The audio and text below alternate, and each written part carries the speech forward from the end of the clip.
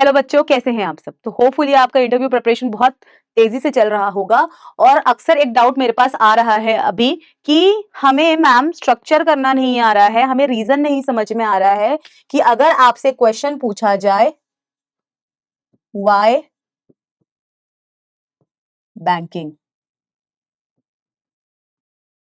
ये बहुत important question है जो अक्सर बच्चों से पूछा जाता है कि आखिर आपने बैंक क्यों चूज किया, इसका रीजन क्या है। तो बच्चे दूसरे दूसरे स्ट्रीम में होने की वजह से प्रॉपर आंसर फ्रेम नहीं कर पा रहे हैं कि आखिर हमने बैंक क्यों चूज किया। तो आप एक होता है जेन्युइन आंसर, बहुत ऑनेस्ट आंसर। आप खुद सोचिए कि अगर आप पॉलिटिकल साइंस बैकग्राउंड के हो, कहीं फिजिक्स केमिस्ट्री वाले हो या इंजीनियरिंग बैकग्राउंड के हो, तो आपने आखिर बैंक क्यों चूज किया।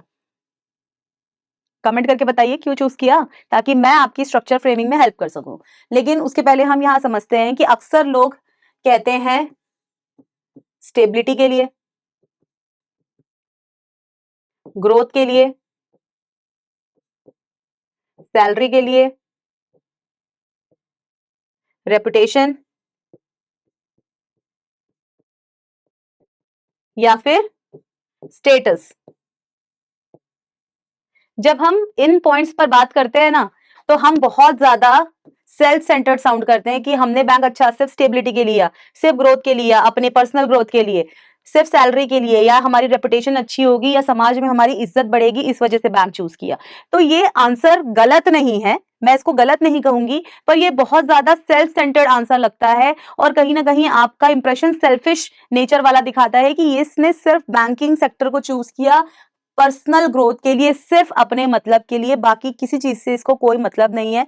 तो एक पर्पस नजर नहीं आता, एक जुनून नजर नहीं आता, एक इंटरेस्ट नजर नहीं आता, सिर्फ पैसे की बात होके रह जाती है। तो अगर आपको आंसर फ्रेम करना है और आपको जेन्युइन सुनाई करना है, तो आप ये दोनों पॉइंट को तो इंक्लूड कर सकते हो, पर ये दोनों पॉइंट को बिल्कुल यूज करने से बचें, बिल्कुल यूज करने से बचे ये दोनों पॉइंट को, सैलरी और रेपुटेशन, क्योंकि ये बहुत ज्यादा सेल्फिशनेस आपका शो करता है, जो कि अच्छा नहीं है आपकी ओवरऑल पर्सनालिटी को रिफ्लेक्ट करने के लिए। तो क्या हो सकता है इसका आंसर? एक आंसर ये हो सकता है, अगर आप डिफरेंट बैकग्राउंड से बिलोंग करते हो तो आप ये जेन्युइन आंसर उनको कह सकते हो कि हमने पीयर प्रेशर में पीसीएम ज्वाइन किया था, या पॉलिटिकल साइंस ज्वाइन किया था, या इंग्लिश लिटरेचर किया था, लेकिन over the period of time हमारा इंटरेस्ट इस सब्जेक्ट से कम होता गया, या फिर हमें प्रॉपर गाइडेंस नहीं मिलने के कारण पीयर प्रेशर में या दोस्तों को देख के हमने ये फील्ड चूज किया, लेकिन इवेंचुअली हमें बैंकिंग फील्ड के बारे में पता चला और हमने उस ऑप्शन को ज्यादा से ज्यादा एक्सप्लोर किया, तो हमें समझ में आया कि बैंकिंग फील्ड में हमारा इंटरेस्ट डेवलप हो रहा है। साथ ही जब मैंने उनका सिलेबस देखा तो मुझे समझ में आया कि ये सिलेबस मैं कर सकती हूँ, और मैंने प्रेपरेशन स्टार्ट कर दी और आज मैं आपके सामने हूँ।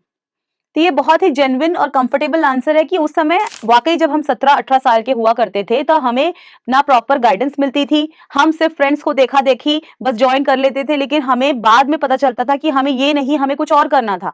तो इंटरेस्ट चेंज होता रहता है, तो अगर आप अपने इंटरेस्ट की बात करोगे तो कोई बुराई नहीं है इसमें, ये जेन्युइन ही लगता है कि आपको उस समय नहीं समझ में आया, बाद में आपने ऑप्शंस एक्सप्लोर किया, आपको बैंकिंग सेक्टर मिला, बैंकिंग सेक्टर में आपने जब सिलेबस देखा आपको लगा कि शॉर्ट टर्म में आप इसे कर सकते हो, आप इसको आराम से पढ़ सकते हो, इसके बारे में आपको इंटरेस्ट आने लगा, तो आपने अपना ऑप्शन चेंज कर लिया। दैट्स इट, ये ऑनेस्ट आंसर है, ये जेन्युइन आंसर है, इस पे कोई बुराई नहीं है। एक तरीका ये हो सकता है, या फिर एक तरीका ये भी हो सकता है कि एक पर्पस ड्रिवन जॉब है, मुझे लाइफ में पर्पस चाहिए था।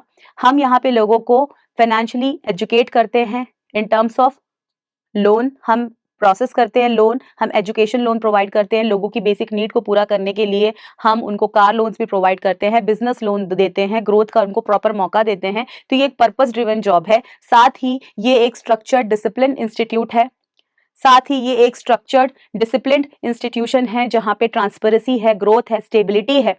तो आपने देखा यहाँ पे ट्रांसपेरेंसी, ग्रोथ, स्टेबिलिटी, ये सारे टर्म्स को यूज कर लिया। तो मैं यहाँ पे देखती हूँ ट्रांसपेरेंसी, तो मैं यहाँ पे देखती हूँ ट्रांसपेरेंसी, ग्रोथ, स्टेबिलिटी, जिसकी वजह से मुझे ये फील्ड बहुत ज्यादा अट्रैक्ट करता है और मैं बैंकिंग सेक्टर में ज्वाइन करना चाहती हूँ। तो ये एक छोटा सा सिंपल आंसर ऐसा हो सकता है। तो अब अगेन आपको इसमें से क्रॉस क्वेश्चन होगा कि अगर आपने स्टेबिलिटी, ग्रोथ की बात की और आपने बात की कि ये एक डिसिप्लिन्ड स्ट्रक्चर्ड इंस्टीट्यूट है, तो आप इसको कैसे एक्सप्लेन करोगे? कि ये डिसिप्लिन स्ट्रक्चर्ड आप आखिर क्यों कह रहे हो। इस पे क्रॉस क्वेश्चन होता है स्टेबिलिटी और ग्रोथ से आप क्या समझते हो, आपके टर्म्स पे, आपके ओपिनियन में स्टेबिलिटी और ग्रोथ की क्या डेफिनेशन है।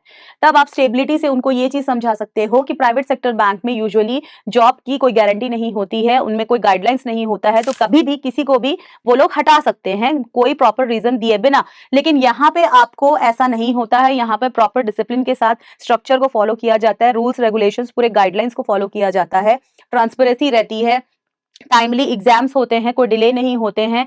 साथ ही जो भी पॉलिसियां होती हैं वो देश और विकास के लिए लॉन्च की जाती है, गांव गांव तक इसकी सेवा पहुंचती है। इस टर्म पे हम अपनी स्टेबिलिटी देखते हैं। ग्रोथ का एस्पेक्ट आप दोनों के टर्म्स पे कह सकते हो कि बैंक हमें मौका देता है ग्रो करने के लिए, और साथ ही हम भी डेडिकेटेडली बैंक की ग्रोथ के लिए काम करते हैं। जब हम बढ़ेंगे, बैंक बढ़ेगा, तो देश भी बढ़ेगा। तो इनडायरेक्टली आपने ग्रोथ को इस टर्म पे जस्टिफाई किया कि आप अपना ग्रोथ तो देख ही रहे हो, लेकिन साथ ही आप बैंक की भी ग्रोथ देख रहे हो, और जब हम दोनों आगे बढ़ेंगे तो देश तो अपने आप ही बढ़ेगा। तो यहाँ पे जब आप आंसर करते हो ना, तो आपका ओपिनियन, आपका नजरिया बहुत ज्यादा रिफ्लेक्ट करता है कि आप किस वे में, किस एटीट्यूड से, कितने कॉन्फिडेंटली आप उस चीज को जवाब दे रहे हो। और आप याद रखना, क्रॉस क्वेश्चनिंग हमेशा हो सकता है कि स्टेबिलिटी से आप क्या समझते हो, ग्रोथ से आप क्या समझते हो। दूसरा, अगर आप कोई भी दूसरे स्ट्रीम के पर्सन हो लाइक पॉलिटिकल साइंस, तो क्रॉस क्वेश्चनिंग हो सकती है कि आपने अपने ग्रेजुएशन के दौरान क्या सीखा। अगेन इंजीनियरिंग से पूछ सकते हैं, इंजीनियरिंग बैकग्राउंड से, कि आखिर आप टेक्निकल स्ट्रीम के होके बैंकिंग क्यों जाना चाहते हो, आप अपना टेक्निकल स्किल को कैसे अप्लाई करोगे बैंकिंग में। आप पॉलिटिकल साइंस के बिलोंग करते हो तो किसी से भी, वैसे ये जनरल करंट अफेयर को क्वेश्चन से कि प्रेसिडेंट का इलेक्शन कैसे होता है, प्रेसिडेंट के क्या रिस्पॉन्सिबिलिटीज होते हैं, क्या मेन पावर होता है, प्राइम मिनिस्टर कैसे इलेक्ट होते हैं, उनके पावर्स क्या हैं। तो ये सारी चीजें आपको पूछी जा सकती है, जो कि करंट का भी टॉपिक है। साथ ही ये सारे मैंने बता दिया।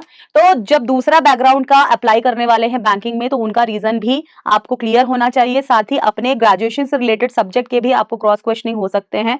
साथ ही जो भी मेन टर्म्स आपने यूज किया है अपने डेफिनेशन में, हमेशा याद रखिए कि कीवर्ड से क्वेश्चंस हो सकते हैं, लाइक स्टेबिलिटी, ग्रोथ, या फिर आप उनको डिसिप्लिन कैसे कह रहे हो, स्ट्रक्चर कैसे कह रहे हो, ग्रोथ के टर्म्स में आप अपने आप को कहां देखते हो। तो ग्रोथ आपको इस तरीके से हो सकती है कि जब आप ज्वाइन करोगे एज अ पीओ रहोगे, जब पीओ का टर्म्स खत्म होगा तो आप असिस्टेंट मैनेजर बनोगे, असिस्टेंट मैनेजर के बाद मैनेजर, ब्रांच मैनेजर, एजीएम।